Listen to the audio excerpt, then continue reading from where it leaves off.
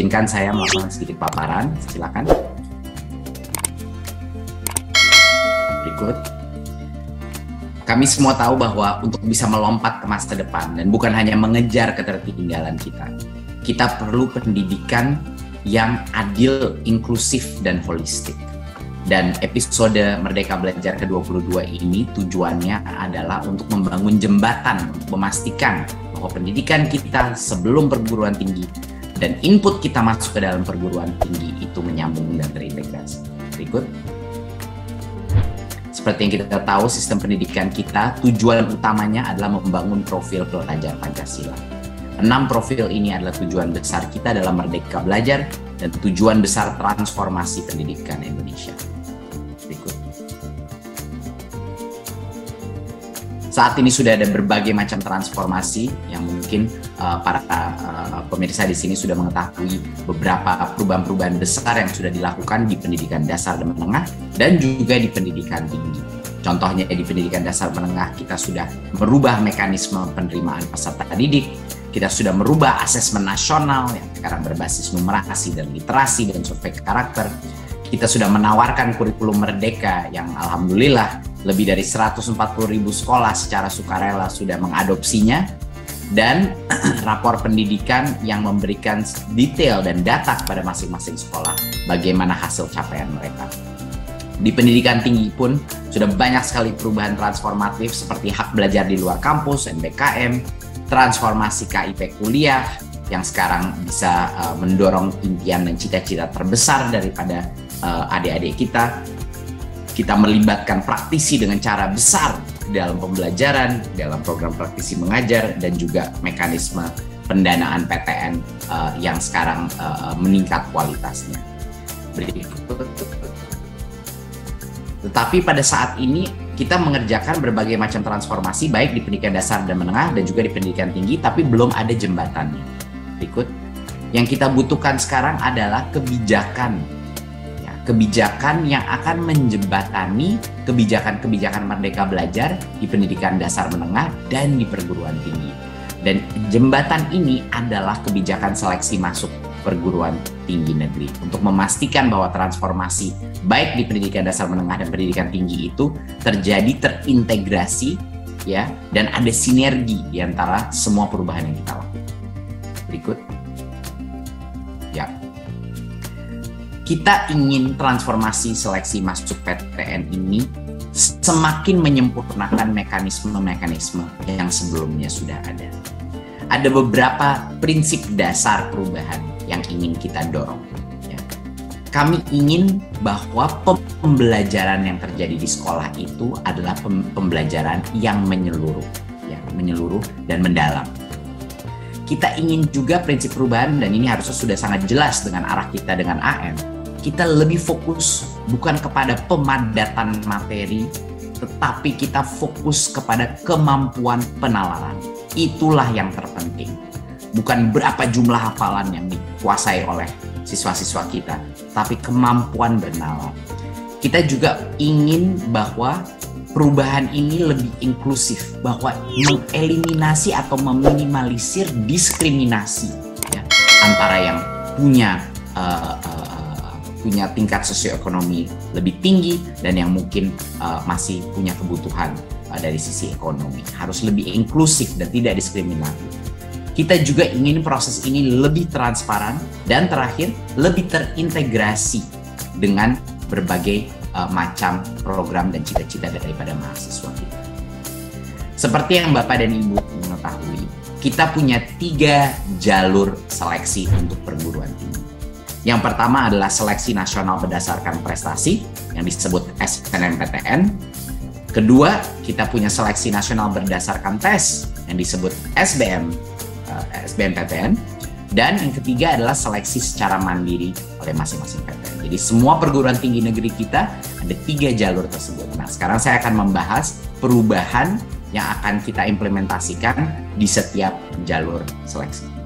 Berikut. Kita mulai dengan seleksi nasional berdasarkan prestasi atau yang dikenal sebagai SNMPTN. Sebelumnya, jalur seleksi prestasi ini memisahkan calon mahasiswa berdasarkan jurusan di pendidikan menengah. Seperti yang banyak teman-teman yang sudah masuk lewat jalur ini mengetahui, dulu itu pilihan program studinya itu dibatasi berdasarkan jurusan mereka di pendidikan menengah, ya kan? Apakah IPA atau IPS track itu yang akan menentukan pilihan program studinya pada saat di universitas. Dan dulu itu hanya mata pelajaran tertentu yang dipertimbangkan atau angka dalam mata pelajaran tersebut yang dipertimbangkan dalam seleksi. Nah, ini menimbulkan beberapa masalah. Masalah pertama adalah bagi peserta didik yang mungkin di umur yang sangat muda itu menentukan dia mengikuti track yang apa, itu tidak punya kesempatan untuk mengeksplorasi. Dia harus menentukan seperti apa grouping prodi yang dia inginkan sangat awal dalam umurnya dia, yang mungkin dia mengalami perubahan dan dia tidak bisa mengeksplor. Mungkin ada orang yang mengambil track IPS tetapi menginginkan mata pelajaran IPA dan sebaliknya. Dan ini melimit fleksibilitas daripada murid-murid kami. Dan yang kedua adalah dampaknya adalah hanya mata pelajaran tertentu yang dianggap penting dalam jalur ini.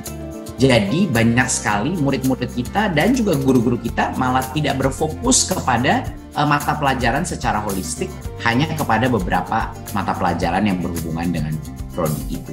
Nah, ini menimbulkan sistem pembelajaran yang sangat terpecah-pecah dan tidak holistik. Berikut. Padahal seperti yang kita ketahui, di masa depan, peserta didik ini sangat membutuhkan kompetensi yang holistik dan multidisipliner. Ya, tidak ada pekerjaan di masa depan pada saat anak-anak keluar dari sistem pendidikan kita yang akan membutuhkan satu ilmu saja. Seperti contoh, insinyur perlu ilmu dasar teknik, tapi juga perlu ilmu desain untuk mengerti bagaimana cara mendesain. Pengacara perlu ilmu hukum yang sangat kuat, tapi ilmu komunikasi sangat penting dalam bidang ini.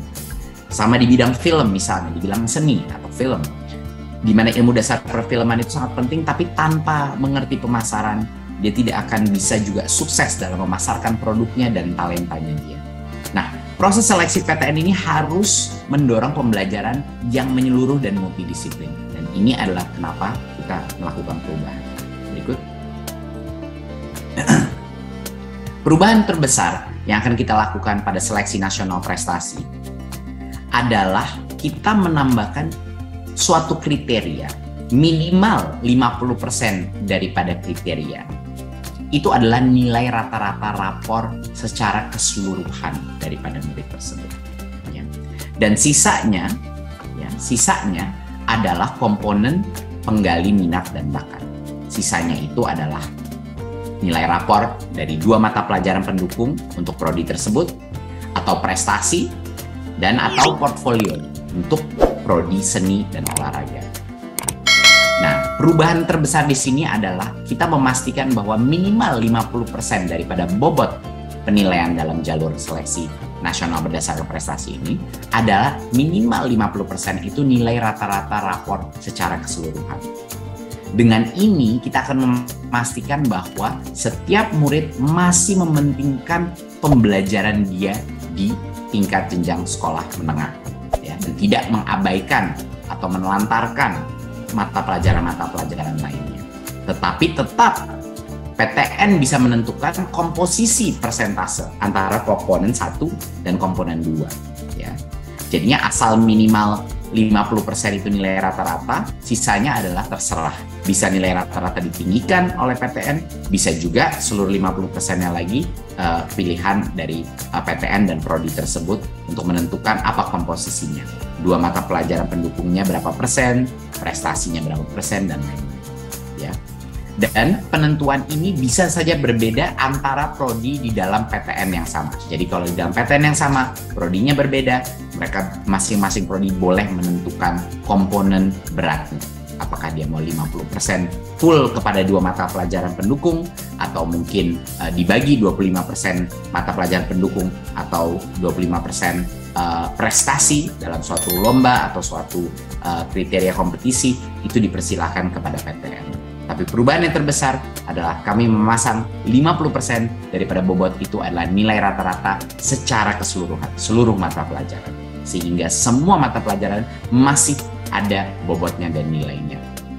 Berikut.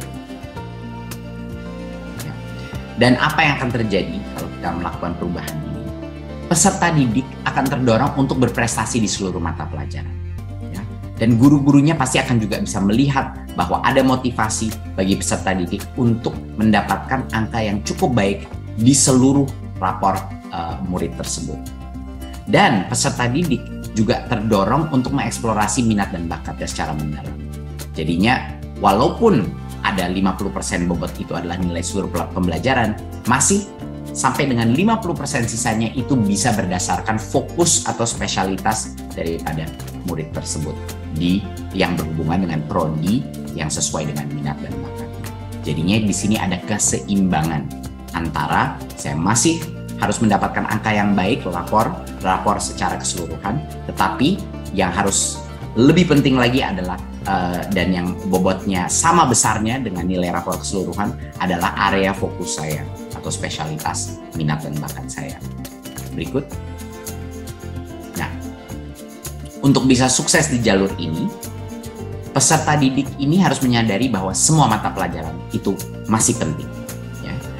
Jadi mereka fokus untuk belajar secara menyeluruh. Ya, saya rasa banyak sekali guru-guru akan sangat senang dengan ini karena banyak sekali guru-guru di tingkat SMA yang mungkin sudah melihat anaknya sudah demotivasi di beberapa mata pelajaran tertentu dan fokus kepada hanya area-area yang berhubungan dengan prodinya. Ini memberikan para siswa untuk menggali minat dan bakat secara tekun, ya, tingkatkan prestasi mereka, memberikan insentif untuk meningkatkan prestasi, dan mengeksplorasi pilihan prodi yang sesuai dengan minat dan bakatnya. Ya. Dan juga ini meningkatkan transparansi terhadap kalau anak itu ingin mengetahui apa sih komponen penilaian untuk masing-masing prodi di masing-masing perguruan tinggi, ini bisa secara transparan tersebut bisa dicari dan anak itu bisa melakukan perencanaan yang lebih matang. Dan tentunya dukungan orang tua dan guru agar peserta didik dapat berprestasi dan memilih prodi yang sesuai minat bakat itu sangat penting untuk mensukseskan jalur seleksi prestasi. Berikut. Sekarang kita masuk ke bagian kedua, yaitu seleksi nasional berdasarkan tes. Berikut. Saat ini SBMPTN itu mengujikan banyak materi, banyak sekali mata pelajaran. Pasti teman-teman kita yang sudah mengikuti jalur SBMPTN sudah sangat mengenal bahwa sebenarnya jumlah informasi yang harus dihafal untuk menguasai tes-tes mata pelajaran itu begitu besar. Kita melihat juga pola-pola di sekolah-sekolah kita, di sekolah-sekolah menengah kita, bahwa banyak sekali guru terpaksa atau terdorong, tertekan untuk mengejar penuntasan materi. Dan dengan tekanan itu kurang menekankan pemahaman karena ada UTBK, udah SBMPTN. Jadi tekanan itu benar-benar mendorong banyak sekali guru-guru kita untuk fokus, dan bahkan orang tuanya juga menekan guru-gurunya untuk fokus kepada pertanyaan soal-soal UTBK. Dan guru akhirnya menghabiskan waktu belajar untuk melatih mengerjakan soal-soal ini. Dampaknya apa? Kualitas pembelajaran yang mendalam itu turun di dalam sekolah-sekolah kita. Dan salah satu dampak terbesar juga, saya sudah berbicara dengan berbagai macam mahasiswa mengenai masalah ini, adalah banyaknya peserta didik yang tertekan, ya, orang tua yang tertekan untuk harus mengikuti berbagai macam bimbingan belajar per mata pelajaran yang harus diambil di tes SBMPTN. Ya, tekanan ini menjadi beban finansial, beban mental bagi murid, dan ini adalah sangat sulit dan sangat diskriminatif terhadap peserta didik dari keluarga yang kurang mampu, yang tidak mampu untuk mengikuti berbagai macam bimbingan belajar yang mahal. Nah, seleksi masuk PTN ini harusnya tidak menurunkan kualitas pembelajaran pendidikan menengah, dan harus lebih inklusif dan adil, tidak diskriminatif pada peserta didik dari keluarga yang kurang mampu dan tidak mampu untuk membimbelkan anaknya. Jadi apa perubahan besar yang akan kita lakukan di SBMPTN? Berikut. Karena itu, seleksi nasional berdasarkan tes sekarang tidak ada lagi tes mata pelajaran. Saya ulang sekali lagi. Tidak ada lagi tes yang spesifik ke setiap mata pelajaran. Ini akan diganti dan disederhanakan. Hanya ada satu tes skolastik yang mengukur kemampuan bernalar siswa. Kemampuan potensi kognitif, logika, penalaran matematika, ya, literasi dalam bahasa Indonesia dan literasi dalam bahasa Inggris. Jadi kami harap ini akan menjadi kabar yang sangat gembira bagi para calon-calon pengambil seleksi nasional berdasarkan tes, di mana tidak ada lagi tes mata pelajaran dan hanya ada satu tes yang tidak berhubungan dengan penghafalan materi, hanya berhubungan dengan kemampuan bernalar, ya, problem solving, potensi kognitif melalui tes skolastik ini. Dan literasi yang kita maksud dalam bahasa Indonesia dan bahasa Inggris bukan teknik gramatika kemampuan, tetapi kemampuan mengerti logika daripada daripada teks tersebut. Benar-benar literasi yang secara mendalam, pengertian, comprehension daripada keterangan tersebut. Berikut beberapa contoh tes-tes kognitif, dan tentunya peserta didik tidak akan kaget dengan jenis-jenis pertanyaan seperti ini karena banyak dari mereka yang sudah melalui asesmen nasional, di mana banyak sekali kesamaan antara asesmen nasional dan juga tes-tes yang akan masuk di SBMPTN yang telah direvisi seperti ini. Jadi semua pertanyaannya adalah mengenai mengerti logika, ya, dan bisa menganalisa suatu problem yang kontekstual. Ikut. Ya, di sini kita melihat salah satu tes penalaran matematika, di mana dipresentasikan data, dipresentasikan suatu konteks dalam situasi yang real, dan anak-anak didorong untuk melakukan analisa yang mendalam mengenai situasi ini. Dan bisa kita mengetes bagaimana anak itu bisa menggunakan informasi yang ada untuk memecahkan suatu permasalahan dan menjawab pertanyaan tersebut. Berikut. Seperti poin saya yang sebelumnya, tes literasi ini bukan tes teknik mengenai membaca atau teknik untuk bisa menggunakan bahasa, tetapi benar-benar mengerti esensi daripada suatu bacaan, ya, dan bisa melakukan analisa terhadap apa yang dimaksud di dalam argumen di dalam bacaan tersebut. Berikut. Dan sama juga di dalam bahasa Inggris, kita melakukan hal yang sama, benar-benar literasi mendalam, bukan yang mengetes bahasa secara cetek, tetapi mengetes logika dan pengertian analisa daripada suatu badan bacaan. Berikut. Nah, dengan demikian, skema seleksi ini akan jauh lebih adil dan memberikan kesempatan sukses kepada semua yang mengambil jalur seleksi nasional berdasarkan tes. Jadi peserta didik itu tidak lagi tergantung kepada lembaga bimbel-bimbel untuk persiapan tes. Dan bagi banyak sekali anak-anak yang termotivasi ambisi tapi keluarganya tidak mampu untuk mengirim dia kepada bimbingan belajar, ini akan menjadi kabar yang sangat gembira. Dan tidak perlu khawatir lagi harus menghafal begitu banyak konten untuk mengikuti tes seleksi ini. Orang tua pun tidak terbebani dengan tanggungan finansial tambahan untuk bimbingan belajar, dan bagi guru bisa lebih fokus kepada pembelajaran yang bermakna, yang berorientasi kepada penalaran yang mendalam, bukan hafalan, dan tidak harus kejar tayang hafalan materi. Dan mereka bisa percaya diri lagi bahwa pembelajaran sesuai kurikulum itu sudah cukup untuk bisa menyiapkan peserta menghadapi seleksi, tetapi harus mendalam, fokus kepada penalaran. Nah, kerjasama antara peserta didik dan guru melalui pengasahan logika dan daya nalar murid. Ini yang akan meningkatkan kesuksesan peserta didik. Bukan drilling menghafalkan soal-soal teks. Berikut. Nah, untuk yang ketiga, seleksi mandiri. Kita akan mendorong perubahan. Saat ini ada beberapa permasalahan dengan seleksi jalur mandiri.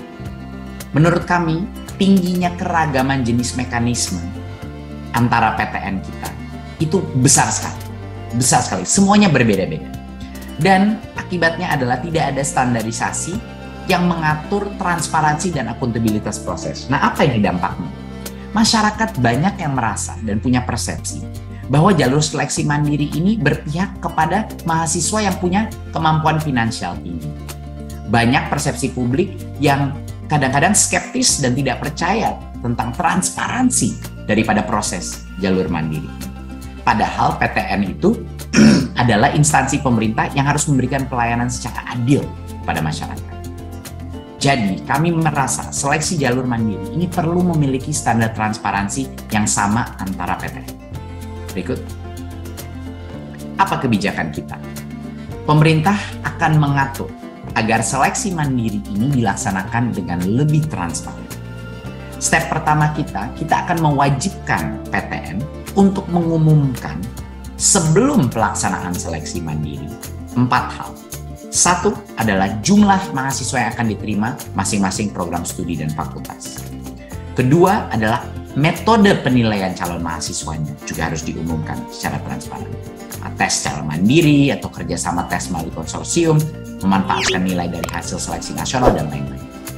Dan 3, berapa harus diumumkan sebelum seleksi mandiri, besaran biaya atau metode penentuan besaran biaya yang dibebankan bagi calon mahasiswa. Dan keempat adalah calon mahasiswa atau masyarakat bisa diberikan akses untuk melaporkan ya melalui kanal pelaporan whistleblowing system Inspektorat Jenderal Kementerian kalau ada bukti permulaan atas pelanggaran pengaturan dalam proses seleksi.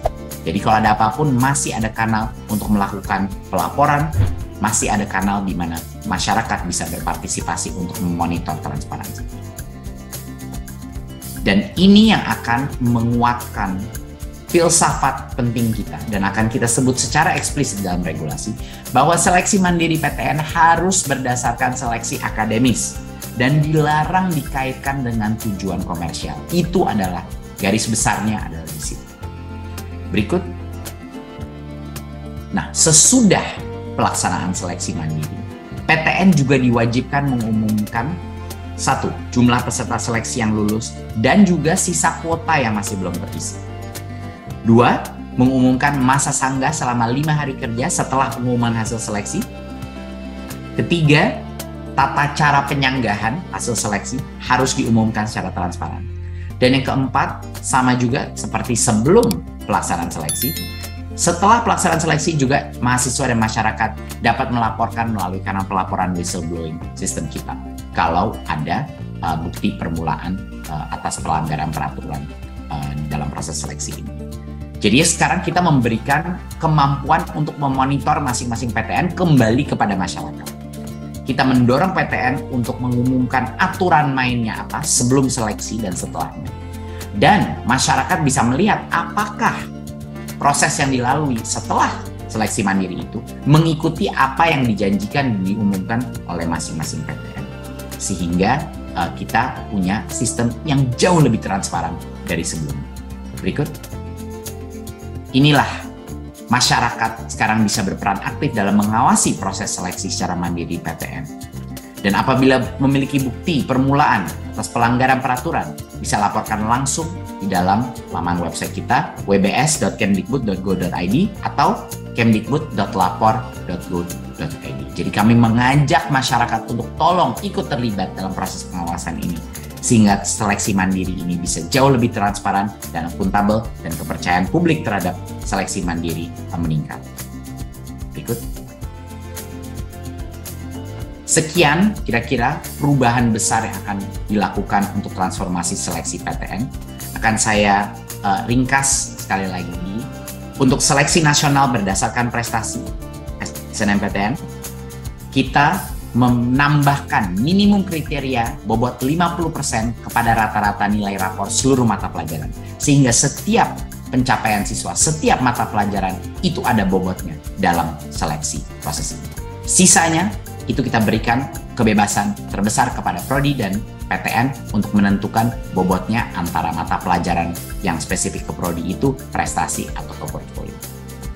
Untuk seleksi nasional berdasarkan tes, SBMPTN, tidak ada lagi tes mata pelajaran spesifik.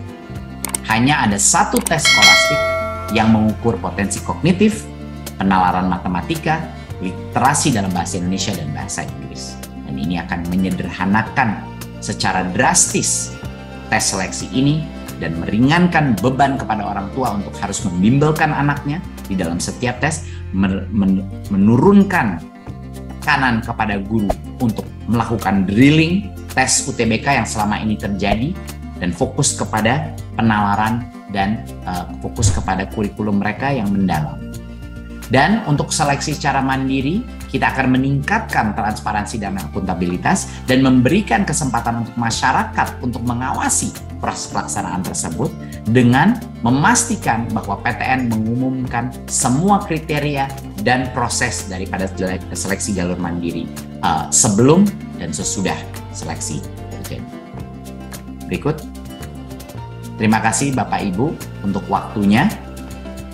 Saat ini kami merasa Merdeka Belajar 22 ini sangat besar dan saya harap ini bisa menjadi kabar yang sangat gembira bagi guru-guru, bagi murid-murid kita, dan bagi orang tua yang saat ini sedang merencanakan seleksi masuk ke dalam perguruan tinggi. Semoga dengan jembatan kebijakan ini antara pendidikan menengah dan pendidikan tinggi, kita bisa menciptakan jalur seleksi yang jauh lebih transparan dan sangat lebih demokratis, sangat lebih menjunjung tinggi keadilan sosial bagi seluruh rakyat Indonesia, lebih sederhana untuk murid-murid kita, sehingga mereka bisa juga fokus dalam pembelajaran mereka di tingkat jenjang sebelumnya, dan juga mereka punya kesempatan yang sama untuk sukses apapun tingkat ekonomi mereka.